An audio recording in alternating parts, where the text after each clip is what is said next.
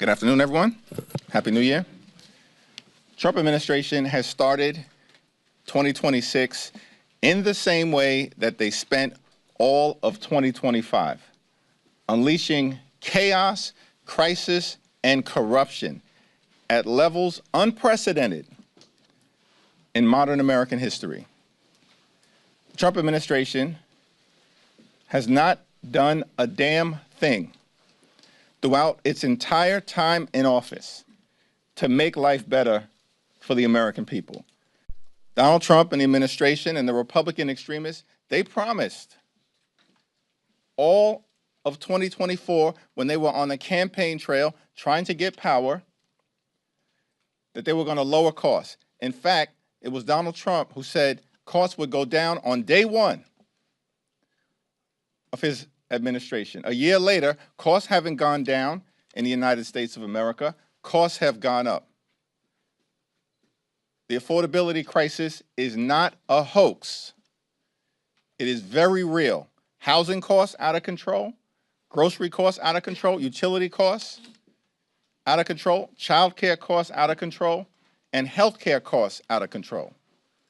This week, as a result of a Democratic-led effort, the House of Representatives will vote on bipartisan legislation to extend the Affordable Care Act tax credits so we can prevent tens of millions of Americans from experiencing dramatically increased premiums, co-pays, and deductibles this month. Increases that in some cases could result in everyday Americans paying $1,000 or $2,000 more per month. Completely and totally unacceptable in the United States of America, the wealthiest country in the history of the world. House Democrats are going to continue to fight to lower the high cost of living, fix our broken healthcare system, and make life better for everyday Americans. While Donald Trump and the administration is off starting wars, most recently connected to the unauthorized military action in Venezuela. This wasn't a law enforcement action. They're lying to the American people when they say that. It was an unprecedented military action.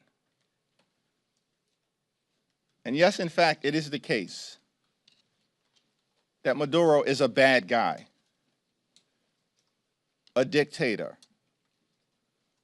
someone who was not the legitimate head of government or head of state in Venezuela. We also know that the future of the Venezuelan people should be determined by the Venezuelan people, not by Donald Trump, Pete Hegseth, or Stephen Miller. Are you kidding me? These people don't even know how to run the United States of America. And we're supposed to believe that there's any credibility to the notion that the Trump administration is going to run Venezuela, a country of 30 million people in South America. The American people reject the possibility of another unjustified foreign war that seems to be on the horizon because of Trump's desire to reward big oil in the United States of America, while continuing to not do a damn thing to make life better for the American people. Questions? Mr. Leader, thank you. Happy New Year. You used the term unauthorized and unprecedented, but do you believe the administration's actions in Venezuela were illegal? And if so, what actions are Democrats prepared to take? We're going to have a conversation with the administration within the hour when the leaders of the House and Senate on a bipartisan basis are going to be briefed at the highest levels by so-called Secretary of Defense, Attorney General, as I understand it, the Secretary of State, the Chairman of the Joint Chiefs of Staff, and the CIA Director. There are a lot of questions that need to be answered on behalf of the American people. So that's the next step that's in front of us right now. What's clear is that the administration took military action without congressional approval. It was military action, not a law enforcement action, despite what members of the administration are claiming right now. And the notion that the American people are supposed to believe that the military action that the Trump administration took had anything really to do with a counter-narcotics effort is belied by the fact that it was Donald Trump just a few weeks ago who pardoned the former president of Honduras, who's one of the world's leading narco traffickers. The former president of Honduras was convicted by an American jury of narco trafficking, of jamming more than 400 tons of cocaine into the United States of America. He was sentenced after being convicted by an American jury to 45 years of hard time in federal prison. Former president of Honduras said he wanted to jam cocaine down the nostrils of the gringos. And this is the person that Donald Trump pardoned? And the American people are now supposed to believe that this whole situation that has unfolded in Venezuela has anything to do with a counter-narcotics operation? Get lost. You've been critical of some of the briefers who will be speaking to you this afternoon, Pete Hegseth, Pam Bondi, Marco Rubio. You've also been critical of some of the previous classified briefings you've received from the administration.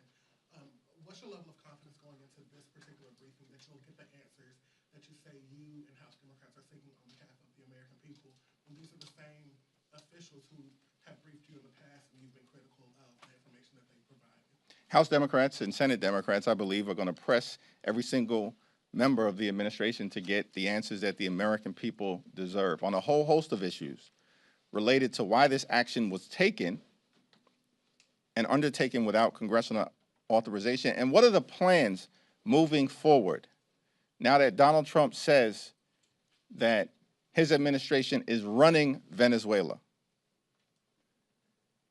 And Donald Trump had the nerve to dismiss the popular opposition leader of Venezuela, said that she was not popular, did not have the support of the Venezuelan people. Donald Trump does not have the support of the American people. He's historically unpopular. And yet he's questioning the legitimacy of who should actually succeed the deposed former president of Venezuela. So there are a lot of questions that need to be answered today by the highest levels of the administration and later on this week when the entire House and the entire Senate will be briefed. President Trump has now floated the possibility of U.S. intervention in now Cuba, maybe Colombia, and Greenland. Are these issues that you expect to come up at the briefing today? Yes. And there is no military action that should be taken in Venezuela, in Greenland, in Panama, in Canada, in Cuba, or anywhere else on this globe without explicit approval by the United States Congress. That's our position. And we're going to work hard to make sure that we pass the legislation necessary to deal with an administration that is clearly out of control and not focused on actually doing the things domestically that are designed to make life better for the American people. With regards to the discharge petition vote coming up later this week, do you believe that if that passes the House, it can actually become law and further bring down healthcare costs for the American people? Well, House Democrats are working hard in partnership with a handful of our Republican colleagues to make sure that we can move the legislation forward this week on a bipartisan basis to protect the health care of tens of millions of Americans, everyday Americans, middle-class Americans, and working-class Americans. When we successfully move that legislation out of the House, I do believe that a straightforward extension of the Affordable Care Act tax credits, similar to the bill that will be moving in the House, is the one piece of legislation that we know has bipartisan support by a majority of U.S. senators. Every single Senate Democrat and at least 4 Senate Republicans who have previously voted for a 3-year straightforward extension of the Affordable Care Act tax credits. There is no reason why this legislation, upon successfully being voted out of the House, shouldn't be taken up immediately by the Senate and passed. The only obstacle is John Thune and Senate Republicans who want to play procedural games as opposed to protecting the health care of the American people when they know that a majority of United States senators support extending the Affordable Care Act tax credits and making sure that we protect the health care of working class Americans. Is there any concern that what's happening with Venezuela will overshadow the work that you guys have on the ACA, the work that you're doing on affordability and other issues like that? From the very beginning of this administration, Donald Trump and their strategy, their flood the zone strategy, has been to wear America down so they can tear America down. This is not new. This has been the reality of the chaos, the confusion, the corruption, the crisis that has characterized the Trump administration since the very beginning.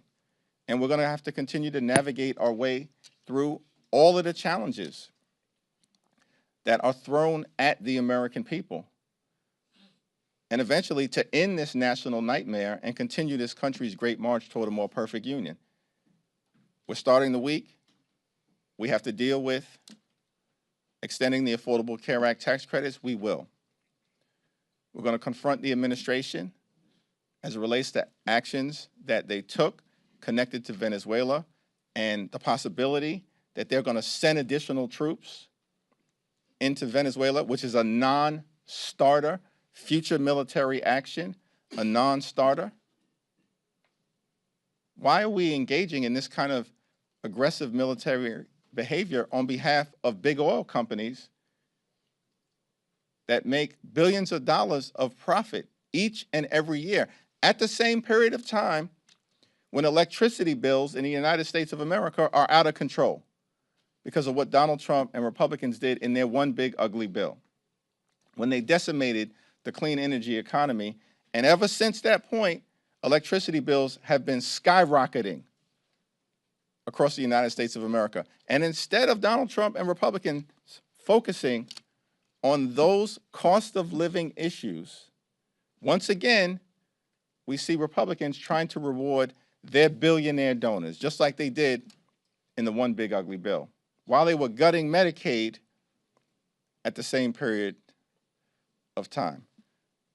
Tomorrow there'll be a hearing that we hold to mark the 5-year anniversary of January 6th, a horrific attack on the United States Capitol that was part of the MAGA extremist effort to halt the peaceful transfer of power. And these people in the administration, they want to lecture the world about democracy when they're undermining the rule of law at home, as we all will be powerfully reminded about tomorrow. And here's the other thing that has to happen this week. We're going to make clear to the American people, on the one hand, the Trump administration promised to lower costs on day one. Costs haven't gone down, they're going up. The Trump tariffs are totally out of control.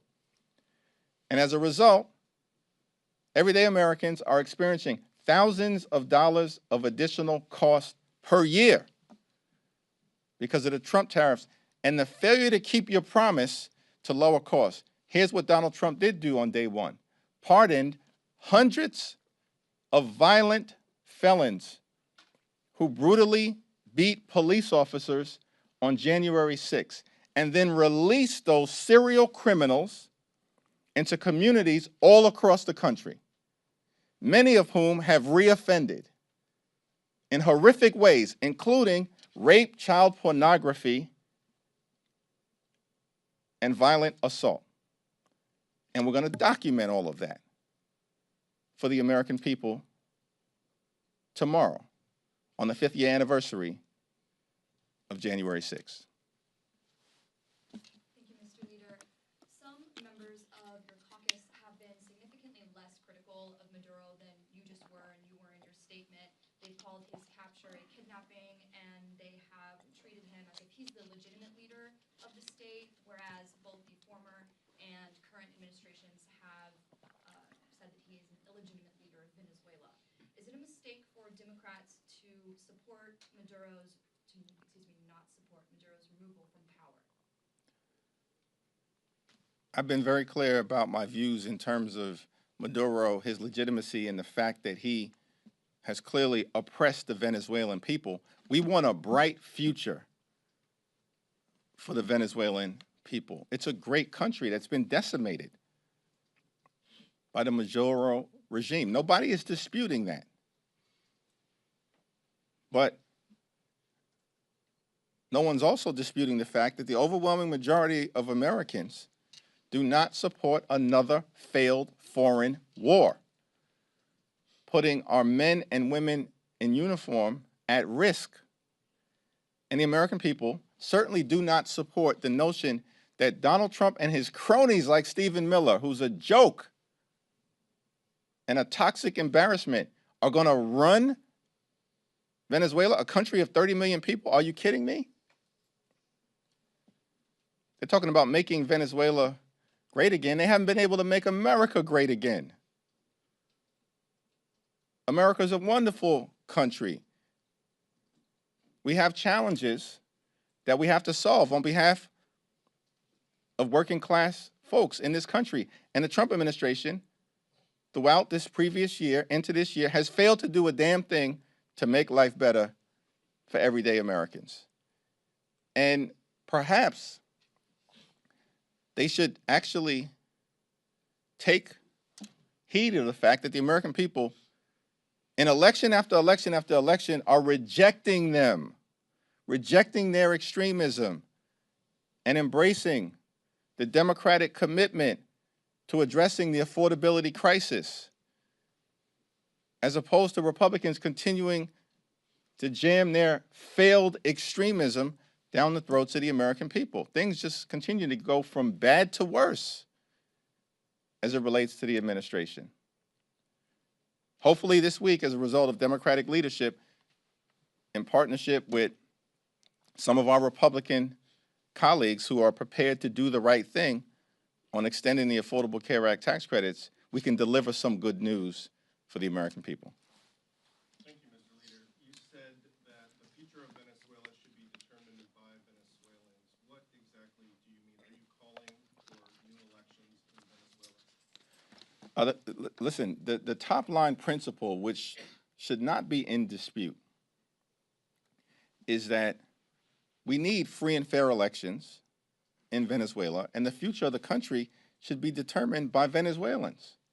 And we know that there will be many Venezuelan Americans here in this country that have a substantial interest and stake in making sure that they bring about a bright future in Venezuela. We support that in its entirety. But that cannot mean continued military action that's rogue, that doesn't seek congressional approval, and that seems designed by Donald Trump, who explicitly, I think more than 24 times over the last 48 hours, Donald Trump has referenced oil in Venezuela, more than 24 times. And that's not something that the American people are interested in seeing.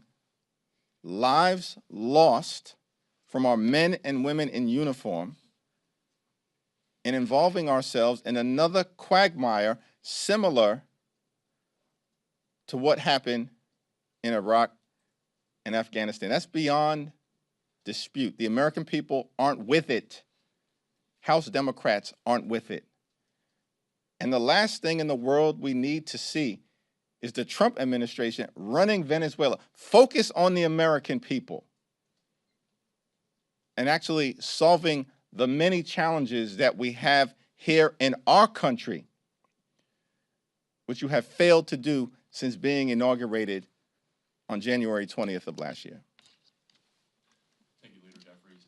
The president said he didn't notify Congress of the Venezuela operation because Congress might leak it. What's your response to that? Yeah, that is an outrageous assertion because Donald Trump and the administration, and this is going to come up at the briefing that we're getting ready to have, because Secretary of State seemed to suggest that as well yesterday on Meet the Press. If you have a responsibility to notify Congress, or at least a subset of congressional leaders, that's there for a reason. It's because Congress, particularly the House, is the institution closest to the American people.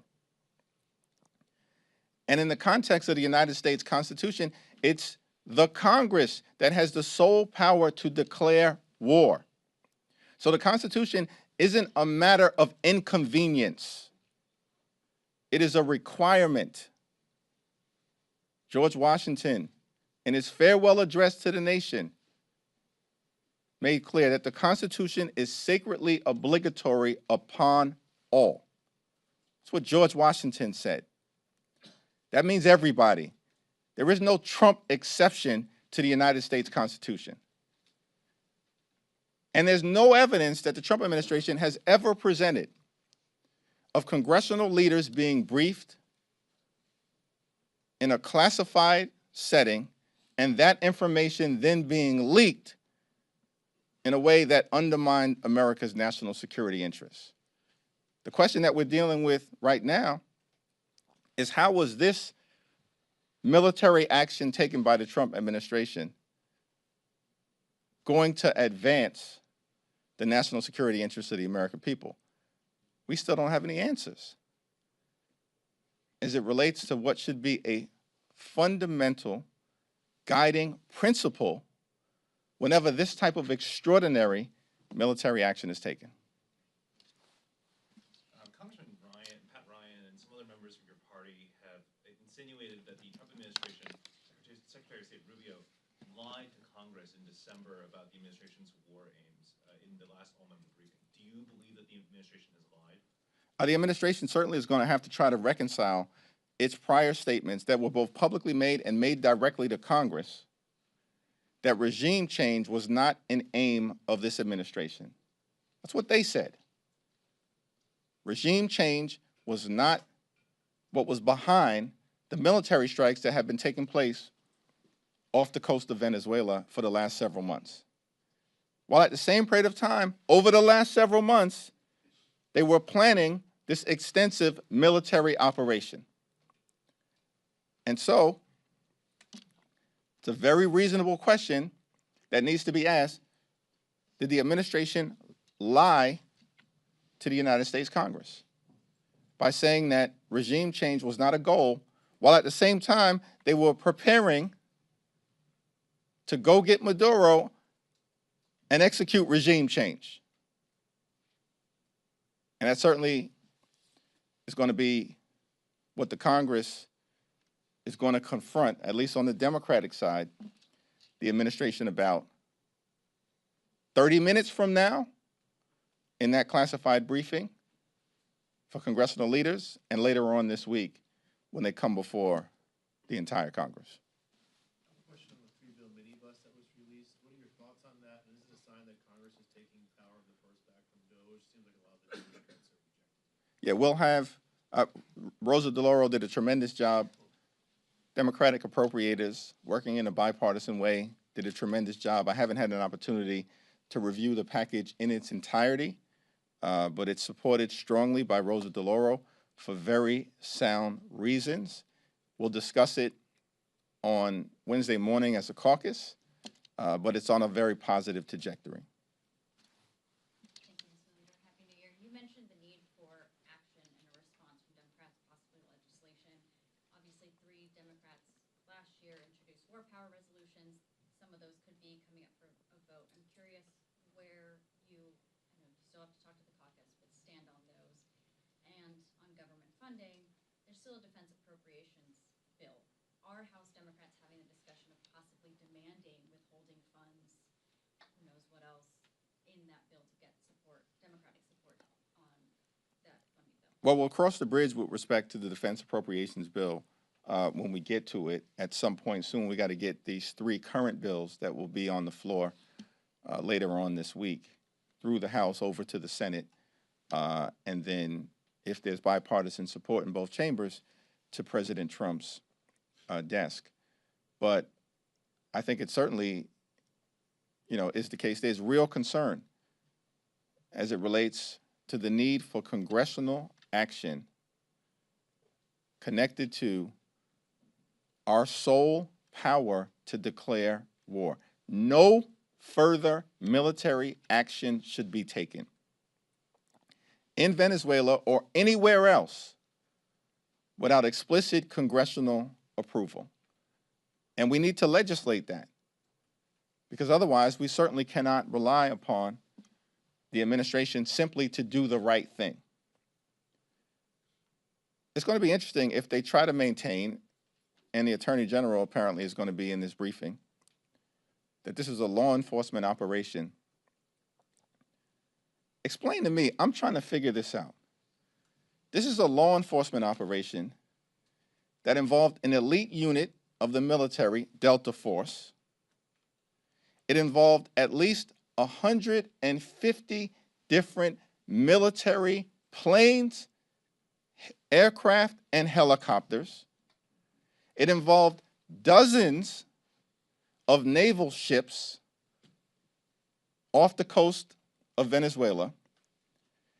It's action that apparently involved thousands of troops in different ways throughout the region. It involved direct military strikes in Venezuela. And we're supposed to believe this was a law enforcement action? Make it make sense. It does not. It was military action without explicit approval by the United States Congress, which is why the Congress needs to act this week. Thanks. Thank you, Leader. So with the removal of Maduro from office, do you believe that the United States and Venezuela are in a safer place than they were before, or is it worse? It remains to be seen what the situation is going to be in Venezuela, because the Trump administration has no plan. In fact, Donald Trump's plan is to say to the American people, he's running Venezuela. Marco Rubio or Pete Hegseth or Stephen Miller apparently are running Venezuela. Come on. That is not a serious statement. It's a very dangerous one. And the American people want no part of the Trump administration running a different country. It's in violation of international law, the notion that the Trump administration are going to run a sovereign nation of 30 million people in South America. And so the future of Venezuela is uncertain. And there's chaos, there's danger, there's uncertainty, there's crisis that may befall the country if the situation is not managed correctly. The future of Venezuela should be determined by the Venezuelan people, period, full stop. In terms of whether America is better off, America would be better off if Donald Trump and the administration decided to actually focus on making life better for the American people, as opposed to the chaos, the crisis, the corruption that we continue to see and have seen in this country since day one of Donald Trump's presidency. House Democrats are determined to make life better for the American people. We believe in this country, when you work hard and play by the rules, you should be able to live an affordable life, a comfortable life, live the good life, not too complicated. Good paying job, good housing, good health care, good education for your children, and a good retirement. We need to lower the high cost of living. We need to fix our broken healthcare system, and we definitely need to clean up the corruption that we continue to see in real time from this administration, so we can deliver a country that actually works for everyday Americans. Thank you, everyone.